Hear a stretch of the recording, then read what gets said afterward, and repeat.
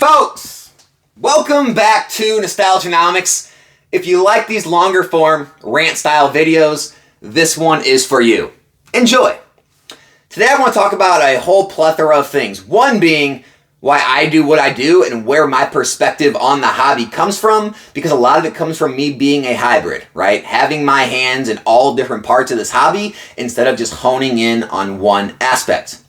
I also want to talk about a lot of the things going on in the market, not just in Pokemon, but in other hobbies, and talk about some news that's come out and talk about how you can position yourself and prepare and make plays based on that news and these movements. I want to talk about the disconnect that is a larger gap than I've ever seen between the businesses, investors, hardcore, flippers, whatever you want to call them, compared to the casual collector, the hobbyist, the pack openers, because that gap is wider than I've ever seen. The disconnect is real. And then, whatever else we get to. So let's get started. First off, before I get into that, I want to thank everyone so much for showing up to the Whatnot stream on Tuesday night. Massive success. Over 350 live viewers in there.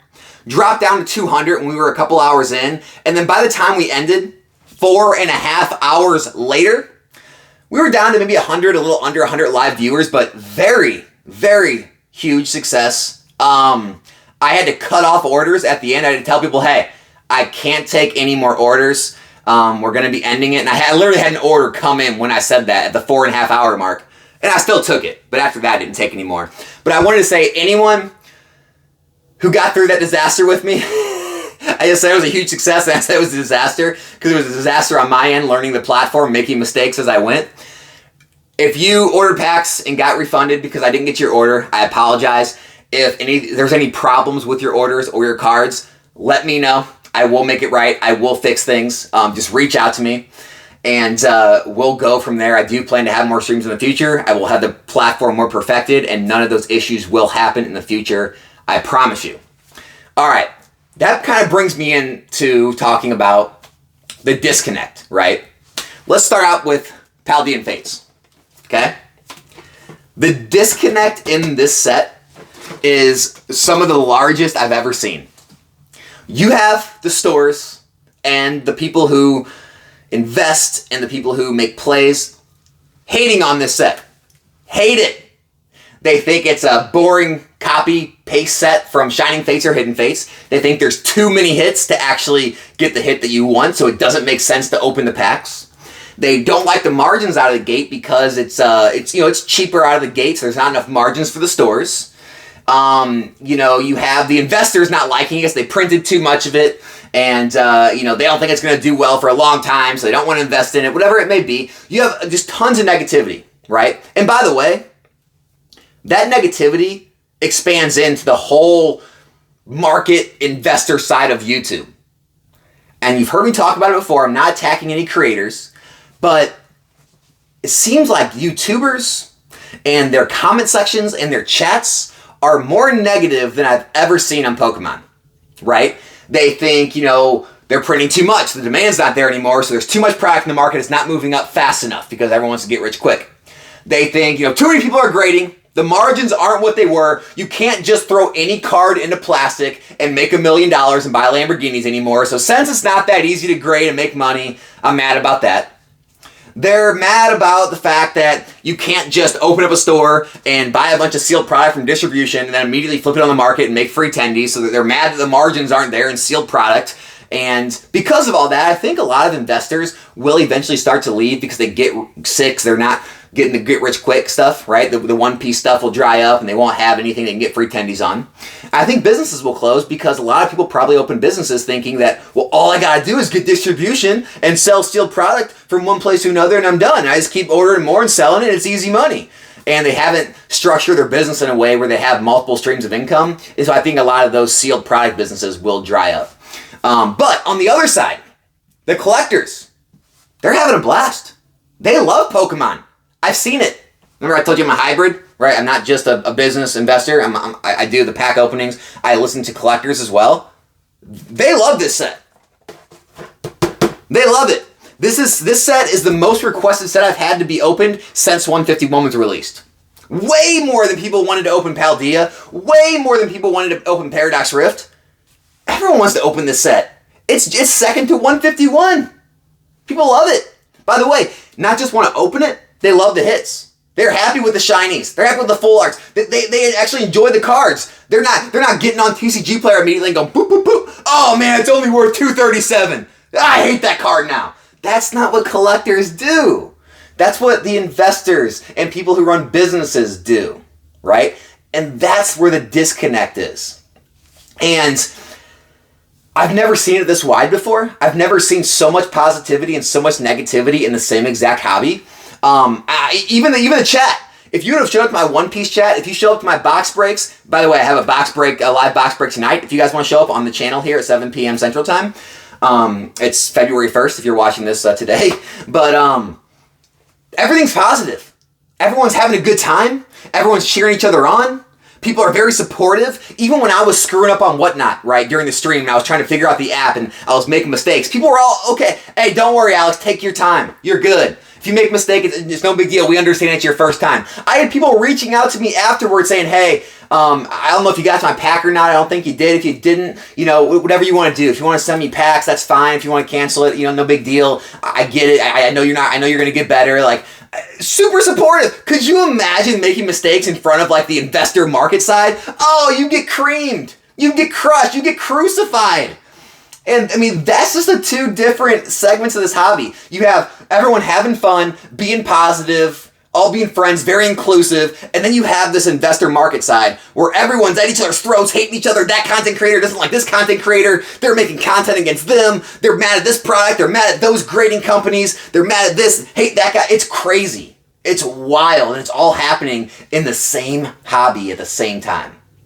So, again, I'm going to keep saying it, not going to mention any names. Do not let yourself get drugged into that void, that black hole of negativity that is building and building in that side of the hobby. I promise you, there's bright pastures ahead. Just if you look the other way, right? And remember I talked about the algorithm? If you stop watching those videos and clicking on them and stop subscribing to those channels and start subscribing to the positive stuff, guess what YouTube does? They start recommending positive, fun stuff. Hey!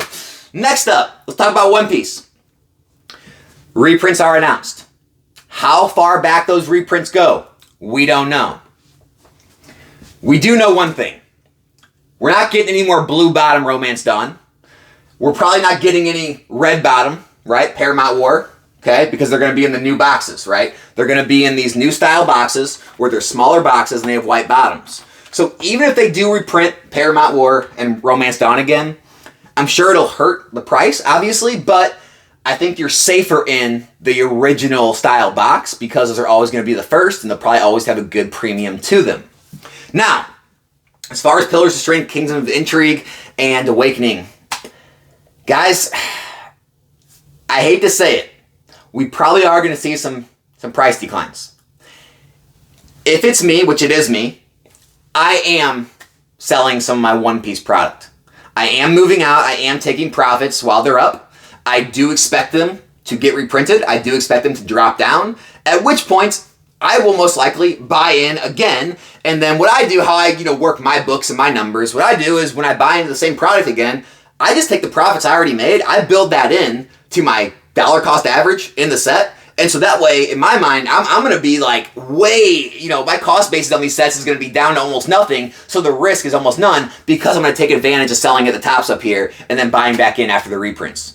Now, some people are going to say, well, the reprints won't really matter that much. There's way too much demand. It's going to maybe come down a little bit, but then it's going to go right back up. And it might.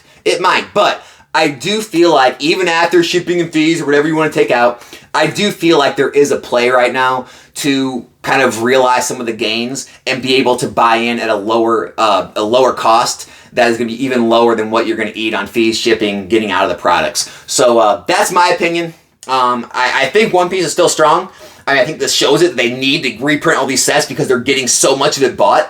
It is going to stunt the market a little bit, I'm sure, depending on how much they reprint. But yeah, that's my thoughts on One Piece. LOB. Yu-Gi-Oh! You guys been paying attention to this guy? I made a video about these about 6 months ago. If you go look at the TCG player chart 6 months ago, These were in the mid-70s. These are selling now in the 105 to 110 range a box. So, I mean, you do the quick math. I mean, what is that? At least 50% or so? Literally 50% to 60% on your money if you would have watched Nostalgianomics videos and, you know, maybe took some of his advice, maybe not. But yeah, LOB is absolutely crushing it. These are the anniversary boxes. I mean, look, the other anniversary boxes, admittedly, they're not doing so great. They're pretty flat, but they're not really tanking, right? They're pretty much where they were 6 months ago. LOB is absolutely crushing it. So if you'd have bought one of each box or one of each case, you're about even on the other 4 sets. You're killing it on LOB. I think you're still doing well. I do expect the other sets to follow in the future. Nowhere near what LOB is doing. But if LOB ends up, running up to, 120s, 150s, I would expect the other sets to be in the, 80s, 90s, maybe $100 a box. And so, yes, I still am holding Yu-Gi-Oh! Product. The Yu-Gi-Oh! Legendary Collection remake, I did just purchase more of those. I purchased multiple cases more of those because those are doing extremely well. The single boxes are selling for like in the mid-20s to 30s, and the full like displays of the 5 boxes are selling in like the 120s, 130s right now, which is very good. They were in the literally $100 or less not too long ago. And so yeah, that nostalgia factor for Yu-Gi-Oh! Now guys, I'm not like jumping into Yu-Gi-Oh! I'm not buying all the brand new Yu-Gi-Oh! Releases and all that. This is strictly a nostalgia play. I talked about it before. It's strictly nostalgia, right? It's like Pokemon going and reprinting, an exact reprint copy of Base, Jungle, and Fossil, and not doing these like quasi reprints like Evolutions or Celebrations. No, these are exact card for card reprints. And so, yeah, if Pokemon did the same thing, I'd load up on Pokemon reprints too. But yeah, that's why I'm sure that's why these are doing well. And why they're going to continue to do well in the future as more people want to go back and just open it and have fun. Remember I talked about the collector side? People actually want to open things and have fun, and they're not, they're not there with doing all their research at 2 in the morning like, oh my gosh, this card went from 413 down to 339.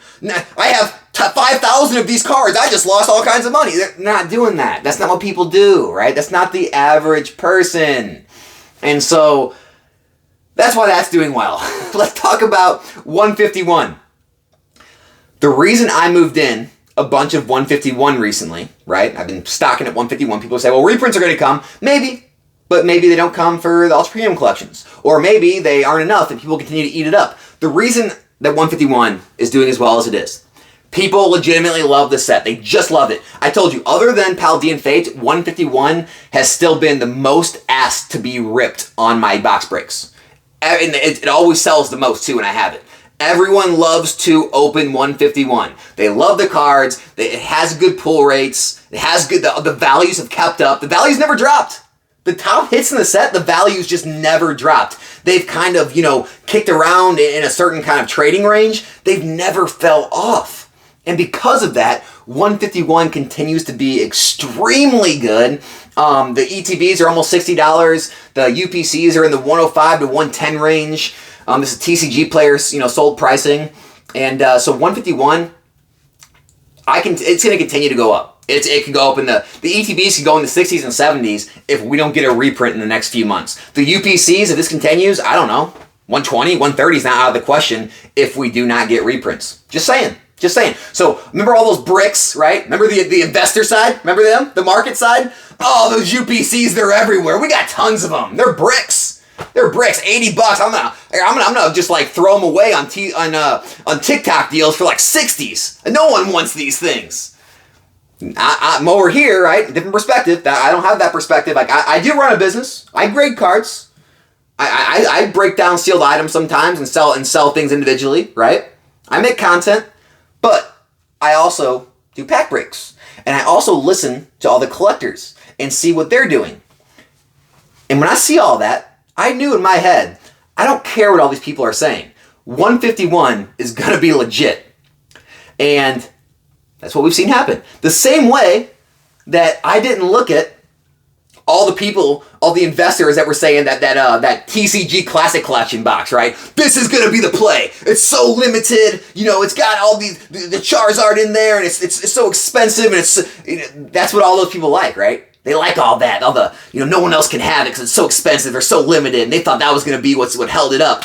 But I'm looking at the people that actually collect this stuff, and everyone's saying, nope, too expensive, overpriced, no, I don't really care about the cards that much, blah, blah, blah. I'm just like, I'm listening to these guys. I'm not going to listen to all the market and investors and businesses trying to get the product sold and trying to get them to pump up. I'm going to stay away from that product because I don't think the collectors actually like it. Lo and behold, they don't. People actually like it. People tried to make the first-to-market grading plays in those cards. They did okay, but they dried up very quickly because there's just not enough demand for them. And that's what I'm trying to get at here, guys, is get outside your bubble, right? Especially if you're on that negativity bubble, but get outside your bubble either way. Maybe you're here and you found me from Whatnot, right? Maybe you're here and you found me from my box breaks and you're just a collector. Hey, maybe get outside your bubble a little bit, right? Maybe venture in and look at some investing content and understand why, when and why packs and products are going to go up in value, or why these singles are moving, and understand, kind of grading, even if you don't like graded cards yourself, or, just understanding different aspects of the hobby is always going to be important. But just zoning in and focusing on just one aspect of the hobby, I think it's detrimental. Now, honestly, if you're not too worried about it, it's not like a detrimental to your life or anything, but it can be detrimental to not making the right plays and not kind of knowing what's going on to be as effective in the hobby as you want to be. And so that's one thing I would say to do. And then I do also want to talk about the content side, guys.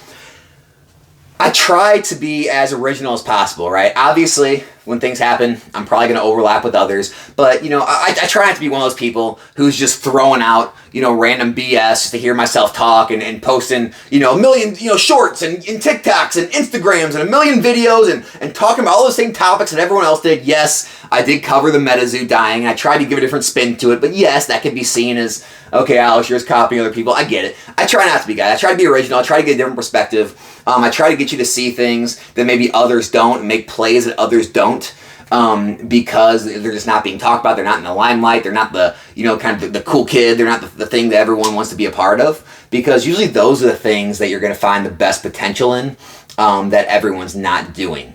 And so, I try to make sure the content is as helpful as possible, gives you as much value as I can. And so I'm going to continue to do that. But, yeah, I hope you guys enjoyed the rant.